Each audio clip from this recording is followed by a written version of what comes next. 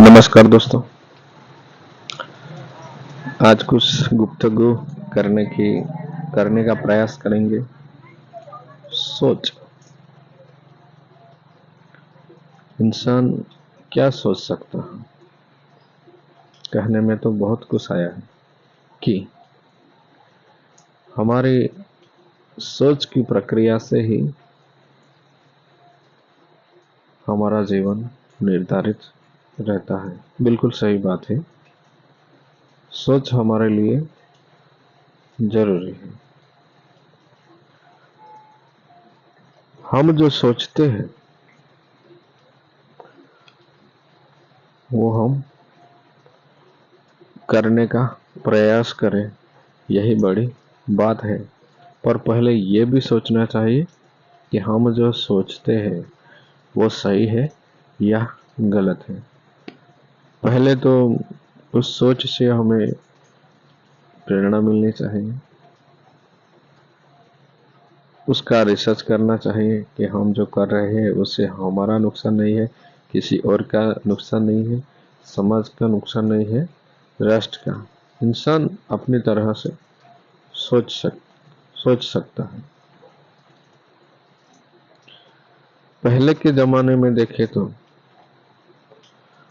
बड़े बुजुर्ग लोग जो हमारे वडील थे वो हमारे लिए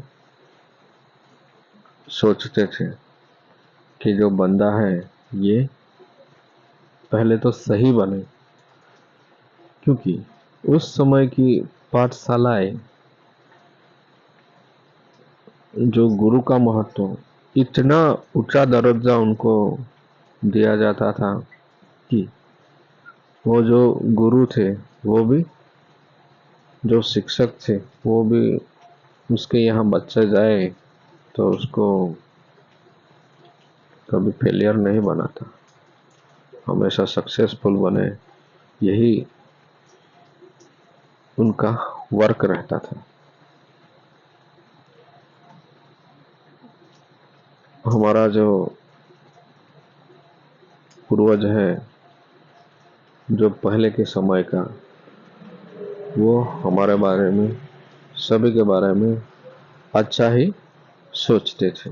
जो घर होता था वो घर इतनी स्वच्छता, इतना सुंदर रखते थे। छोटी झोपड़ी है क्यों ना हो, पर वो 4 बजे उठ जाते या 5 बजे उठ जाते थे। और जो गांव का वातावरण था, इतना सुबह में उठते तो इतना पक्षियों का कलरव, फिर बड़े बड़े पेड़ पौधे, एक दूसरे को मान सम्मान से देखते, इज्जत देते, समझ के चलते। जब कोई फली में प्रसंग हो या फिर कोई भी कार्यक्रम हो तो उस कार्यक्रम को पूरी उत्साह से सब सम्मिलित होते और उसको मनाते। उस समय की बात बहुत गहराई में जाती है। एक जो अपना जो अन्नदाता खेत है, तो उस खेत को एक भगवान की तरह मानते थे, इतना आदर देते थे, अपना सब कुछ मानते थे, अपने आप को एक किसान समझते थे और एक अन्नदाता, एक देवतुल्य समझते थे। पहले अनाज जब बोने की बारी आती तब उसकी पूजा की जाती, फिर उनका जो कुछ क्या कहते हैं विधि करने में आती। और जो वड़ील लोग हैं वो जब अनाज निकले तो वो पहले नहीं खाते, उसका पूजा करके के बाद ही वो खाते थे।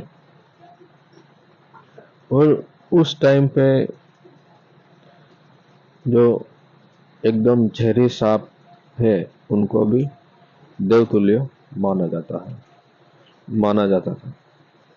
गाय को माता मानी जाती और भारतीयता के रूप से सभी को एक मान सम्मान आदर दिया जाता। अपने घर कोई भी आए तो उसको व्यवहार के रूप में सब आगत स्वागत करते, उसको बिठाते, उसको चाय पिलाते, उसको खाना खाने के बाद ही उसको भेजते। वडील का बहुत मान रहता था। ऐसी जो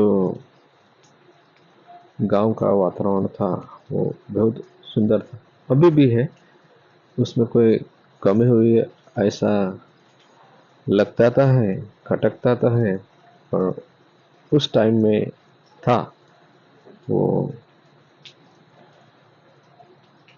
वातावरण बेहद सुंदर था, मन को भा जाने वाला था। उसकी यादें तरोताज़ा हो, उसके लिए ही मैं ये बात कर रहा हूँ। अपने मन में ये सब बातें चल रही थी, इसीलिए मैं आपके समक्ष छोटी-छोटी बात को मैं प्रस्तुत करने का प्रयास कर रहा हूँ।